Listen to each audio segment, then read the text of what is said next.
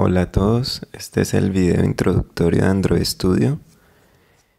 En este momento estoy trabajando con la versión 1.3, que hasta el momento es la más reciente. Bueno, una vez tengamos instalado Android Studio requiere tener instalado el JDK versión 7 u 8, preferiblemente la 8. Una vez tenía instalada la versión del JDK e instalado el Android Studio, lo primero que debemos hacer al iniciarlo es verificar el SDK Manager, donde podemos encontrar toda la información referente a los paquetes que deseemos instalar para el desarrollo de nuestras aplicaciones. En este momento el SDK Manager, como pueden observar, pues tengo varias herramientas instaladas. Esencial tener siempre actualizadas estas dos primeras, el SDK Tools y el SDK Platform Tools. Hay que mantenerlas siempre actualizadas a la última versión. De ahí para abajo están todas las versiones de Android. Si queremos podemos deschequearlas todas para seleccionar de forma manual las que deseemos. En estos momentos el API 23 es el próximo a liberarse. La verdad no conozco dispositivos en este momento con esta versión de Android, pero pues si deseamos en algún momento probar nuestra aplicación con la próxima versión de Android, podríamos descargar el SDK y hacer pruebas de nuestra aplicación con ella. Bueno, ¿qué se requiere instalar de cada una de estas versiones de Android para poder probar nuestras aplicaciones? Esencial, el SDK Platform, tener una imagen del sistema del procesador, ya sea procesador Intel o ARM. Si nuestra máquina, nuestro computador es un computador con procesador Intel, ideal tener una imagen de procesador Intel, ya sea de 32 o de 64 bits. Una de las dos o las dos si así se desea. ¿Por qué? Porque los equipos con procesador Intel pueden hacer uso de una tecnología, de una aplicación que hace que nuestros emuladores corran mucho más rápido.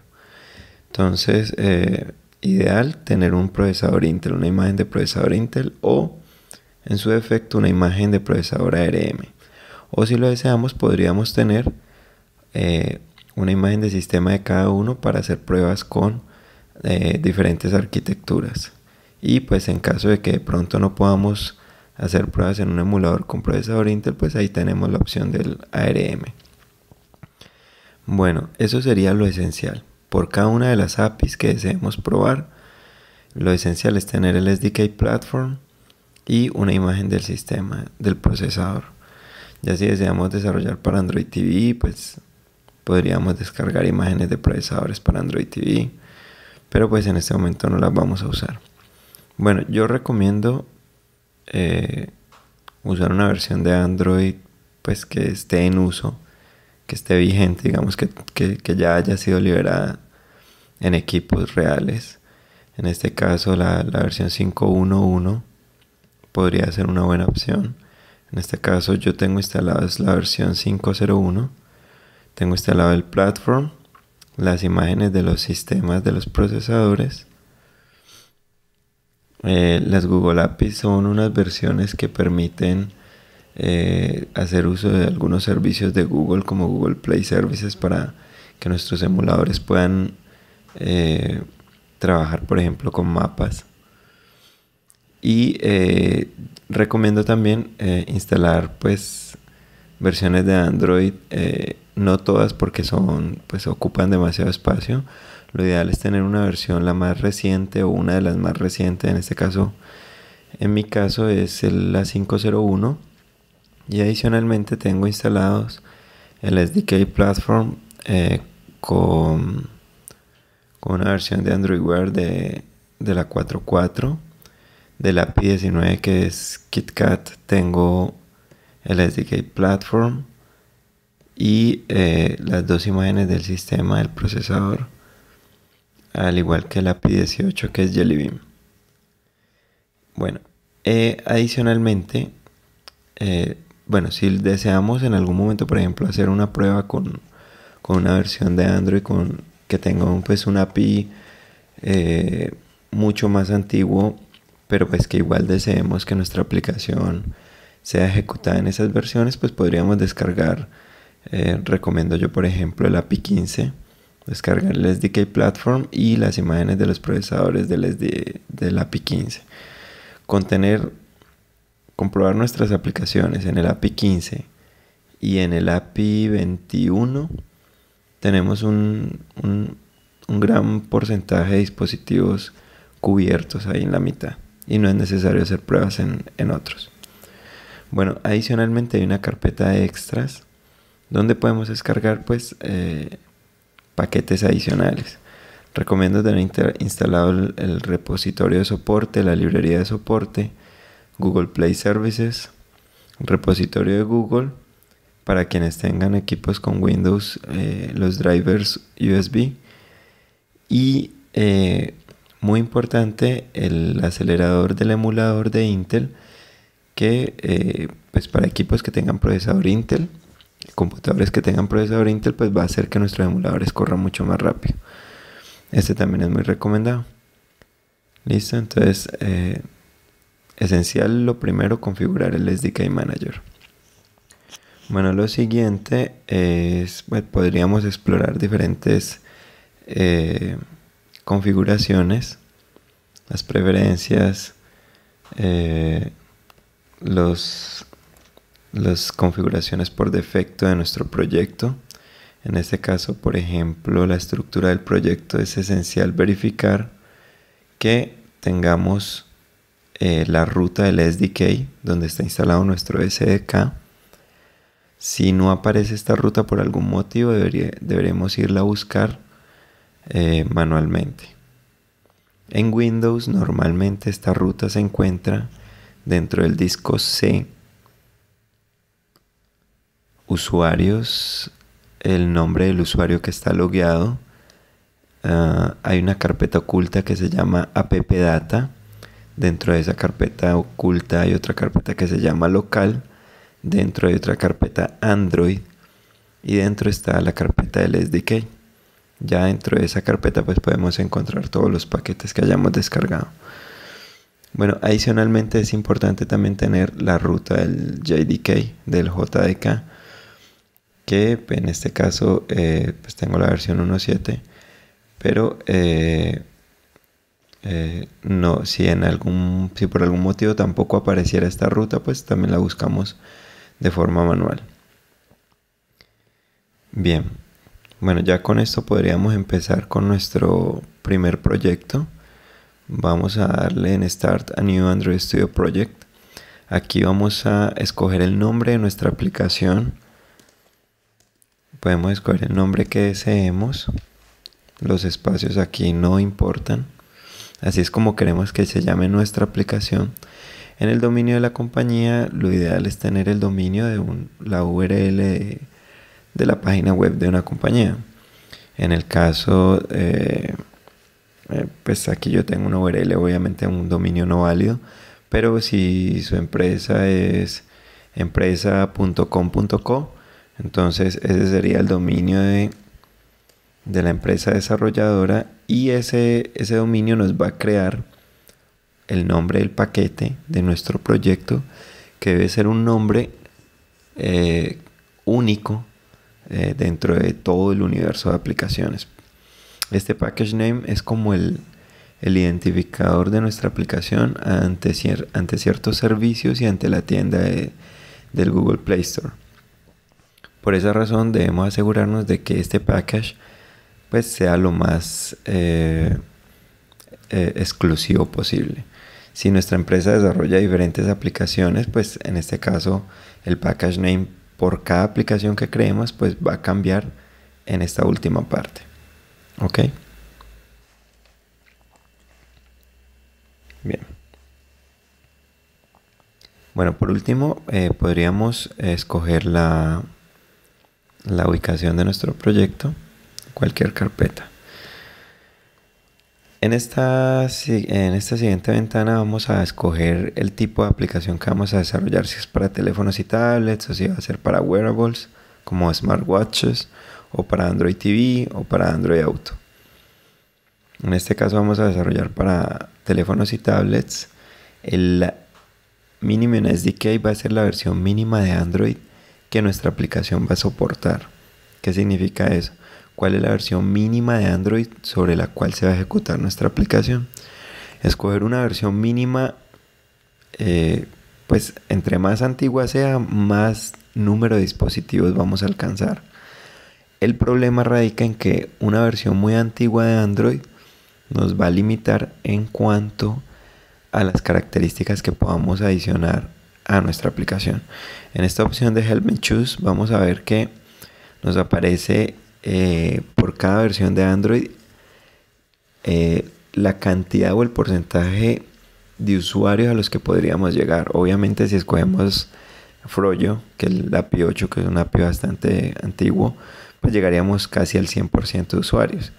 Pero aquí podemos ver las características que va a tener nuestra aplicación. Ahora, si nuestra versión mínima es, por ejemplo, Ice Cream Sandwich, pues las características aumentan y nuestra aplicación pues va a poder a futuro poderse adicionar muchos más elementos que la puedan hacer mucho más útil. ¿Qué recomiendo yo? Recomiendo que el API mínimo entonces sea Ice Cream Sandwich, con eso llegamos a un 88%, o Jelly Bean, llegaríamos a un 73% de usuarios. Tampoco se recomienda que la versión mínima sea una versión muy reciente, porque eso pues haría que llegáramos a muy pocos usuarios. Bien, entonces voy a escoger como API mínima Ice Cream Sandwich. Y en la siguiente pantalla vamos a escoger si deseamos que nuestro proyecto se cree con una actividad inicial, una actividad por defecto. Una actividad es simplemente una pantalla con una interfaz gráfica.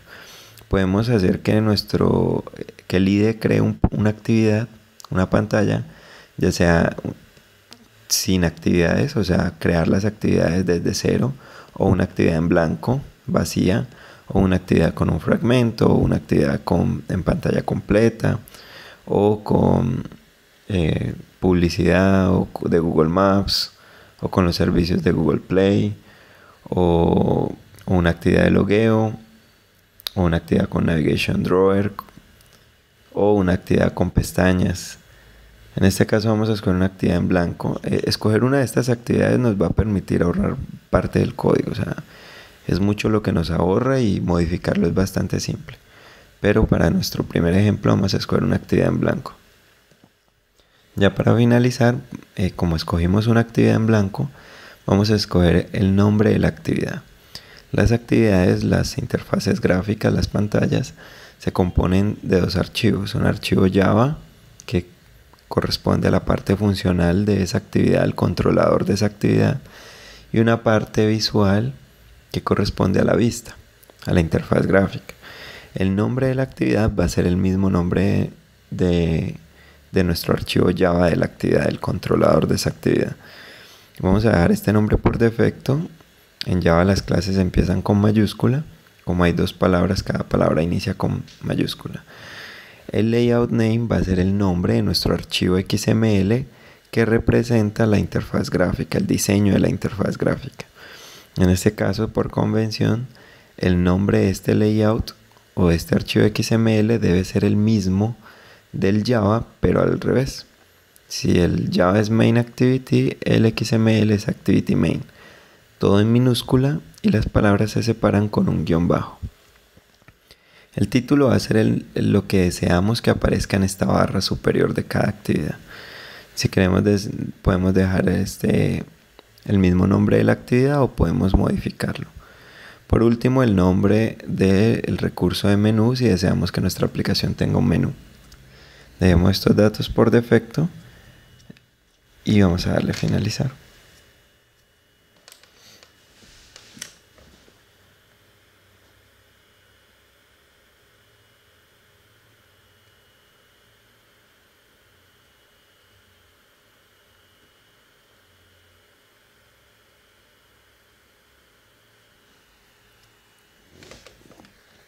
Bueno, mientras crea el proyecto,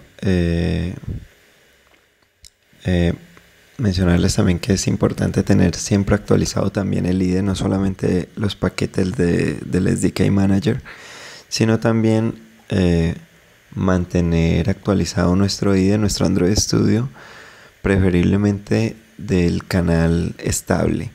Hay diferentes canales. Hay canales donde se liberan versiones de Android Studio con las versiones más recientes, pero son versiones que también son propensas a tener muchos bugs, muchos problemillas que no se hayan solucionado todavía. Son versiones que usan sobre todo pues desarrolladores que quieran aportar a mejorar el IDE.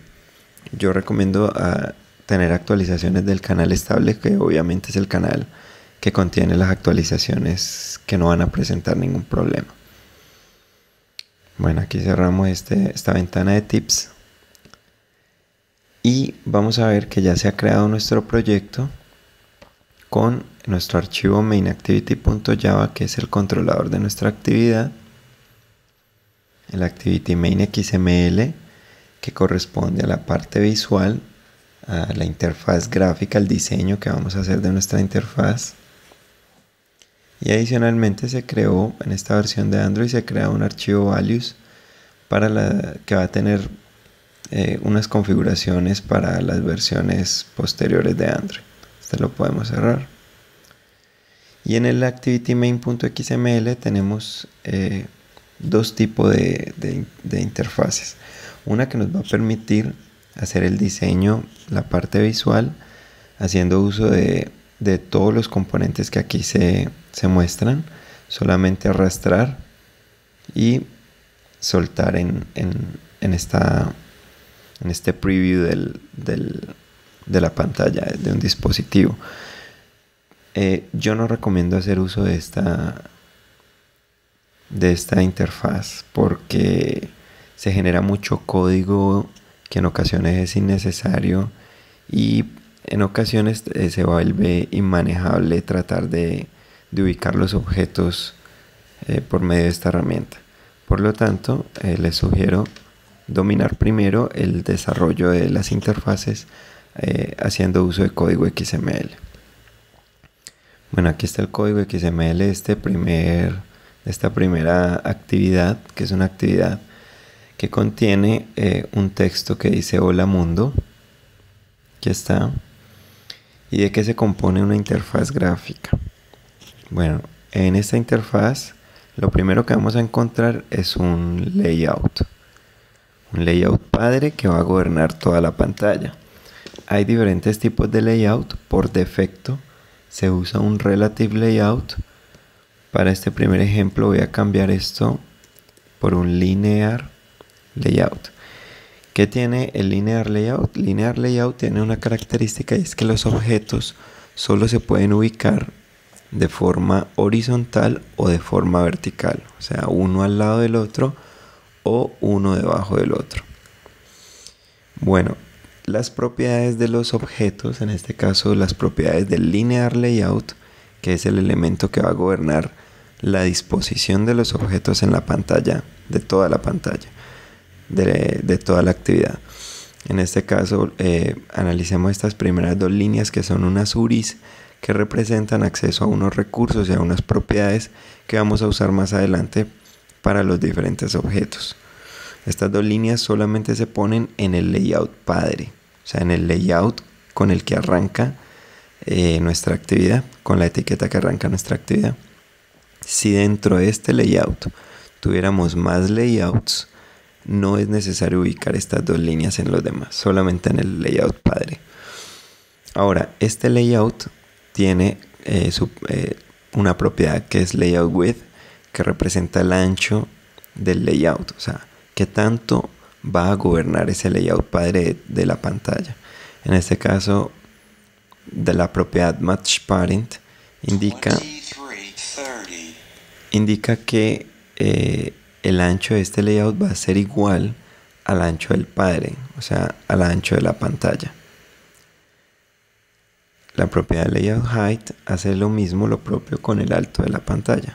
Va a ocupar el alto de la pantalla. La propiedad padding, padding left, padding right, padding top y padding bottom representan una margen hacia adentro de los objetos, o sea, hacia los objetos que va a contener este layout. Entonces, en este caso tiene un tamaño de 16 dps, que es la unidad de medida que vamos a usar. Si yo eliminara, por ejemplo, el padding de la izquierda, eso haría que los objetos, en este caso un text view, que es el que tiene este texto, pues esta margen de acá, que representa los 16 dps, se eliminaría y el objeto pasaría a estar pegado al borde izquierdo de la pantalla. Bien, lo mismo sucedería pues hacia la derecha, hacia arriba y hacia abajo. Bueno, por último el context que viene de la URI Tools, que es esta de aquí. Esta propiedad lo único que hace es hacer referencia a la actividad propia de este diseño. Ahora, aquí se cierra la etiqueta linear layout, pero solamente la parte de las propiedades. El cierre total de la etiqueta está acá al final.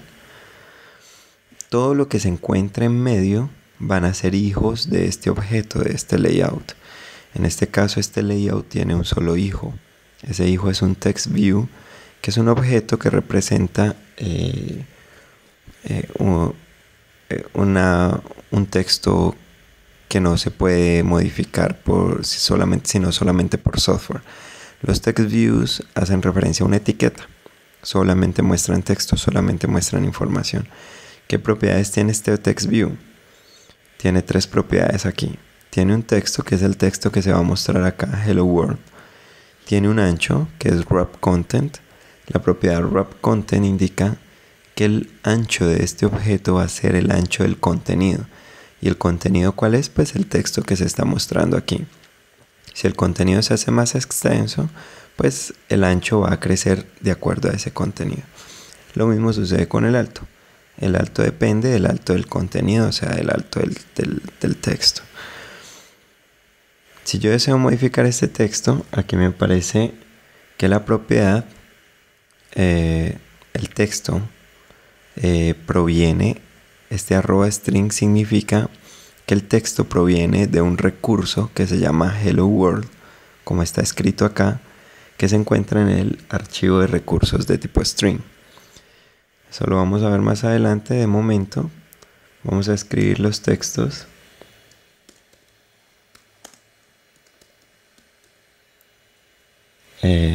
A la fuerza. Aquí nos aparece una advertencia que nos dice que no se recomienda usar código a la fuerza. Lo ideal es hacer uso de los recursos string. De momento vamos a ignorar esta advertencia, que no va a representar ningún inconveniente para la ejecución de nuestra aplicación. Bueno, cada elemento tiene más propiedades. Yo podría cambiar el tamaño de este texto, por ejemplo, haciendo uso de la propiedad text size. Los valores para el tamaño del texto se deben dar con una unidad de medida que es SP. Entonces yo cambio esto por 30 SPs. El texto va a cambiar de tamaño. El alto del objeto, como es wrap content, se acomoda al alto del contenido.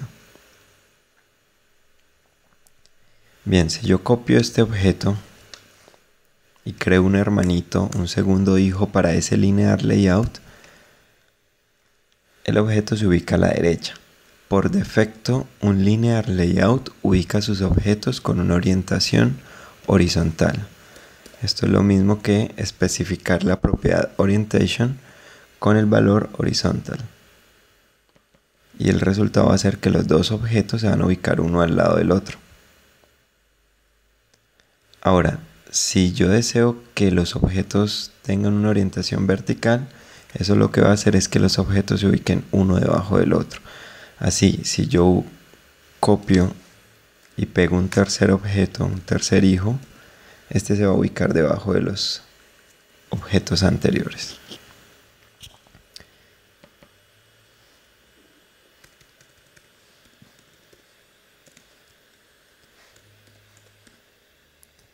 Bien, Yo puedo también cambiar, por ejemplo, el espaciado entre los objetos. Si yo deseo que entre este primer objeto y el segundo haya un espaciado, lo puedo hacer ubicando la propiedad margin, que tiene unas variantes. Margin solita establece una margen alrededor de todo el objeto, por todos los lados.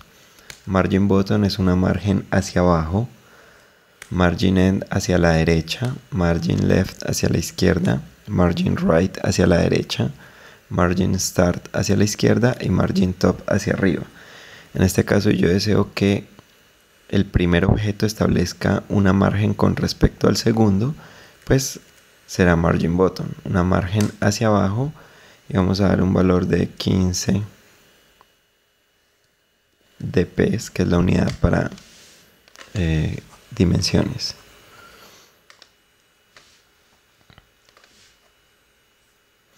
Bien, hasta aquí el uso del linear layout parece no ser muy conveniente debido a que solamente tiene dos orientaciones, pero vamos a ver que la combinación de diferentes linear layout puede hacer que nuestra aplicación sea mucho más responsiva que con otros tipos de layouts. Bueno, ¿qué otras propiedades podemos explorar? Podemos explorar, por ejemplo, si queremos ver la propiedad background, que va a establecer un color para, en este caso, el linear layout. Entonces quiero que mi linear layout tenga un fondo de color rojo. Los valores se dan en formato hexadecimal por cada componente. En este caso, si quiero que el componente rojo sea al máximo, lo coloco con FF. Componente verde, pues 0, y componente azul 0. Bueno, ya con esto podemos ver que el background o el color de nuestro linear layout cambió a rojo. Si deseamos cambiar el color, podríamos hacerlo directamente acá con los valores, o podríamos dar doble clic sobre este elemento rojo, o este elemento que aparece acá al lado izquierdo, que corresponde al color escogido. Dándole doble clic nos aparece una paleta de colores donde podríamos cambiar muy fácilmente el color que deseemos. Ahora, si yo deseo cambiar el color del texto para que sea más visible, podríamos explorar la propiedad text color de la misma forma. En este caso, la combinación de todos los colores rojo, verde y azul pues nos va a dar un color blanco. Si yo copio esta propiedad y la pego a los demás, pues tendría el mismo resultado.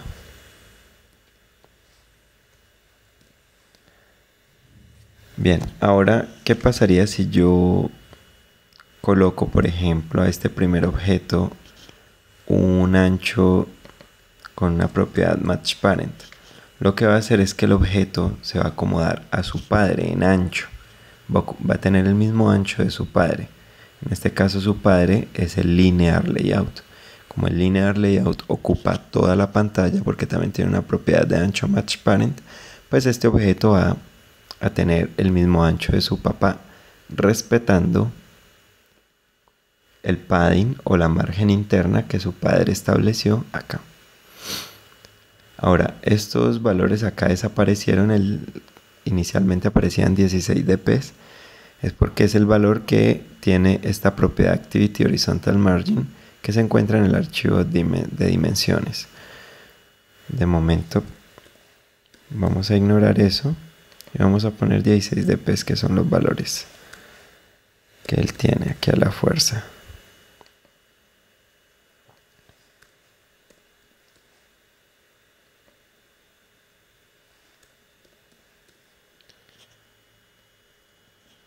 Bueno, entonces este primer objeto, como vemos, ocupa el ancho de la pantalla. El segundo objeto, por tener la propiedad de ancho wrap content, solamente va a ocupar esta cantidad de espacio. Este otro espacio acá se estaría, digámoslo así, perdiendo. Ahora, ¿qué pasa si yo al segundo objeto le establezco una propiedad de alto match parent, lo que va a suceder es que él va a querer ocupar el alto de la pantalla, o sea, el mismo alto de su padre, que es el linear layout, y eso pensaríamos que es el alto de la pantalla. Pero el linear layout tiene algo, y es que el primer objeto que se ubique en pantalla no puede ser movido por los siguientes objetos. Aquí podemos ver que el segundo objeto ocupa el alto de la pantalla respetando el espacio que ya ocupa el primer objeto. O sea que sacó de la pantalla el tercer objeto. Este ya no es visible, este tercer text view.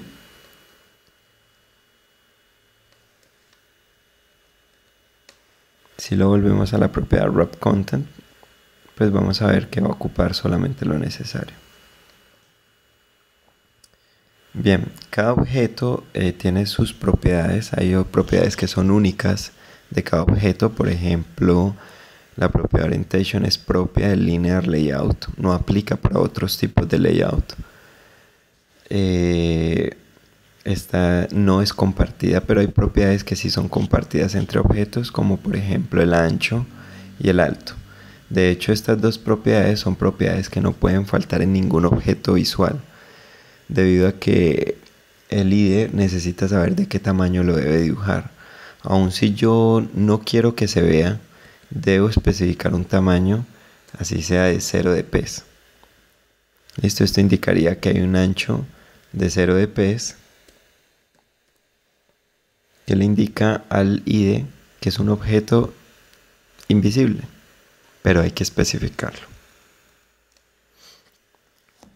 Bueno, ya pues habiendo experimentado un poquito con el linear layout, con algunas propiedades, con un objeto de tipo view, que es en este caso un text view, que solamente muestra texto, vamos a proceder a correr nuestra aplicación.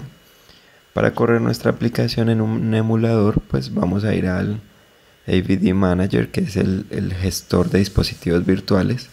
Por defecto se nos crea un dispositivo virtual que podemos editar. Podemos cambiarle el nombre si lo deseamos. Podemos cambiar el tipo de dispositivo, la densidad de la pantalla, si queremos que sea una pantalla de 4 pulgadas.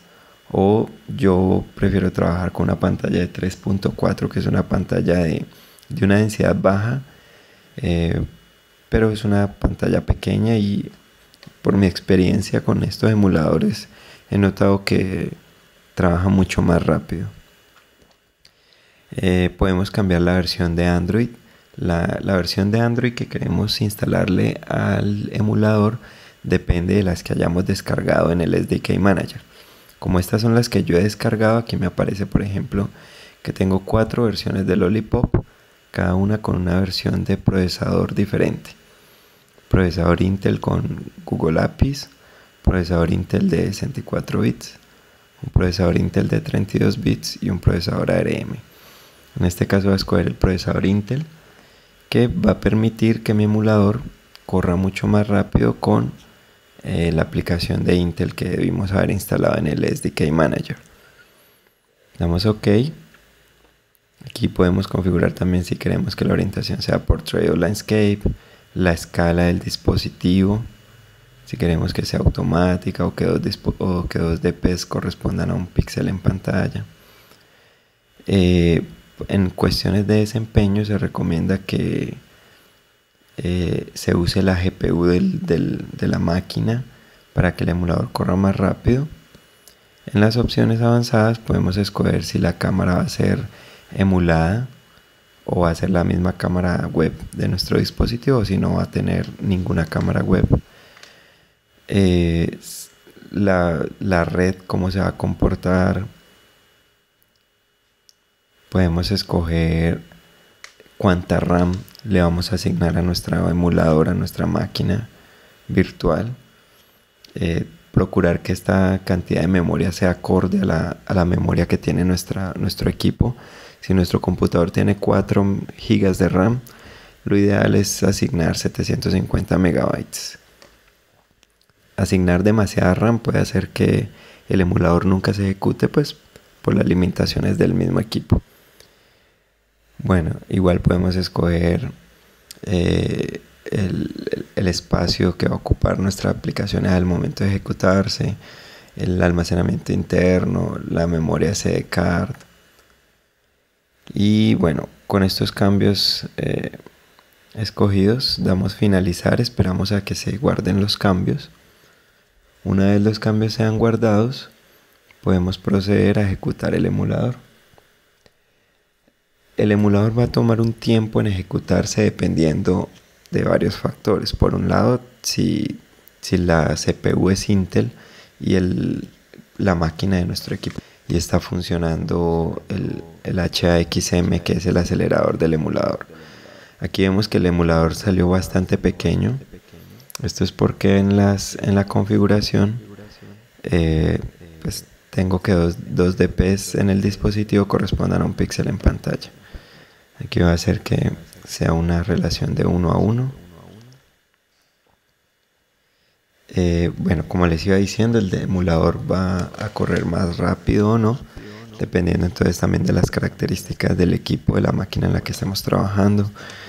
Si es un procesador Core i3, Core i5, Core i7, de la cantidad de RAM que tengamos en nuestra máquina, de la cantidad de aplicaciones que estemos ejecutando, etc. Bueno, como aquí vemos que dice que HAXM, que es la herramienta de Intel para aceleración del emulador, está trabajando. Por lo tanto, el emulador debería ejecutarse con bastante fluidez, bastante rápido. Y mientras se ejecuta, mientras termina de iniciar el emulador, también pues les cuento que este emulador pues es lento por defecto debido a que emula un sistema operativo real. O sea, aquí estamos corriendo una versión real de Android sobre un dispositivo que está emulando las características del hardware. Por lo tanto, esto hace que sea mucho más lento que un simulador, pues no emula todas esas características y por lo tanto va a ejecutarse más rápido. Bueno, aquí tenemos un dispositivo, un emulador Android con Lollipop, en el cual vamos a poder correr nuestras aplicaciones. Para correr nuestra aplicación, lo único que debemos hacer es simplemente ejecutarla. Si nos aparecen errores en este archivo hace parte de la librería de compatibilidad. Aquí podemos ver la ruta, hace parte de la librería de compatibilidad versión 7. Este archivo está en la última versión de la librería, que es la versión 23, que está instalada en el SDK Manager. Por lo tanto, pues hace uso de unas propiedades que no son acordes a la versión máxima de Android que estamos trabajando, que es la versión 21, ni a las herramientas de compilación que estamos usando. Por lo tanto, para evitar este error, lo que vamos a hacer es modificar un archivo que es el build.gradle, que lo encontramos acá en esta vista. Al abrir el build.gradle, vemos que aquí se encuentra la versión del SDK para compilar, que es la versión 21, la versión de las herramientas para construir la aplicación, que es la versión 22.0.1, el ID de la aplicación, que es el mismo package, la versión mínima de Android, que es Ice Cream Sandwich, la versión contra la cual vamos a compilar, el código de la versión, el nombre de la versión, y acá encontramos las dependencias, que son las librerías que se incluyen para poder ejecutar nuestra aplicación. En este caso, por defecto se está usando la librería de compatibilidad versión 7 y en este caso la versión 23, que es la última que está instalada. Para evitar el error, pues vamos simplemente a usar la versión anterior, que es la 22. Cada que se haga una modificación en el archivo build.gradle, se debe sincronizar el proyecto para que esos cambios sean efectuados y sean vistos por toda la aplicación. No hacerlo, pues representaría seguir viendo errores en nuestra aplicación y eso nos va a evitar ejecutar la aplicación. Este archivo pues ya no lo vamos a necesitar porque no estamos usando la versión 23 sino la versión 22 de la librería de compatibilidad. Esperamos a que se termine de hacer la sincronización y mientras tanto vamos a ver un poco la estructura del proyecto. En esta parte podemos ver diferentes vistas de nuestro proyecto. Todas nos muestran la misma información, pero de diferente forma. Yo recomiendo ver, pues a mí me son muy útiles ver la vista de Android y la vista de archivos de proyecto. Esta vista me permite ver todos los archivos de forma individual. La vista de Android lo que hace es que si hay archivos con el mismo nombre los compacta y lo único que hace es mostrar los diferentes tipos de carpeta en los que se encuentra. Entonces vamos a analizar la vista de Android. Aquí tenemos una carpeta Java, que es donde se encuentran todos los archivos Java de nuestro proyecto, separado por sus paquetes. Tenemos el manifiesto, que es donde se encuentran los permisos de la aplicación, los registros de las actividades. Aquí, por ejemplo, pues no tenemos ningún permiso especificado. Tenemos registrada una sola actividad, que es la actividad principal, la única que hay. Acá también podemos ver en la carpeta Java los paquetes de nuestro proyecto y los archivos Java. En este caso solamente hay uno, que es el Java de la actividad.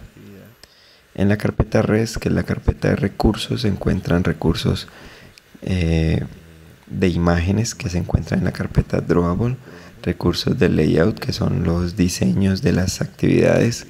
En este caso solo hay uno, el de la única actividad que tenemos. Recursos de tipo menú para los menús de las actividades. Recursos mipmap, que son los iconos de la aplicación en diferentes resoluciones. Recursos de valores, donde encontramos recursos de dimensiones, recursos de tipo strings, textos, recursos de tipo styles, estilos. Y en los scripts de Gradle, pues son archivos ya de configuración. En este caso acabamos de modificar ya sincronizamos, no hay errores y podemos proceder entonces a ejecutar la aplicación. Al ejecutar la aplicación, esta lo va a correr en el emulador. Si tuviéramos conectado por USB un dispositivo real, un dispositivo Android que cumpla con las características del proyecto, o sea que tenga un API mínimo 15, Ice Cream Sandwich o máximo Lollipop, si está en ese rango, también podríamos usar nuestro dispositivo real para ejecutar nuestra aplicación. Esto de hecho es mucho más rápido. La aplicación queda instalada en nuestro equipo, o sea que podríamos seguirla usando en cualquier momento. En este caso pues vamos a correrla sobre el emulador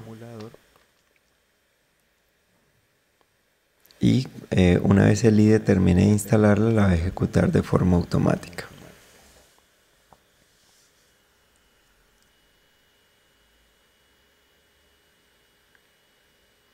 Acá tenemos nuestra aplicación ejecutándose. Pues no hace absolutamente nada, ya que solamente tiene 3 text views y pues no se le ha implementado ningún tipo de acción ni ningún tipo de comando a esta para que interactúe con el usuario. Bien, aquí podemos usar los comandos del emulador para devolvernos. Si queremos entrar al menú de aplicaciones, vamos a ver nuestra aplicación instalada para que la podamos ejecutar en cualquier momento. Si yo realizo algún cambio en el diseño de la aplicación, de la parte visual, lo ideal es ver los cambios directamente aquí en el preview. El preview se puede ocultar en esta parte de acá. Si yo, por ejemplo, cambiara eliminara uno de estos text views, el cambio se va a ver reflejado aquí en el preview, pero no se va a ver reflejado en el emulador hasta que no la ejecutemos nuevamente.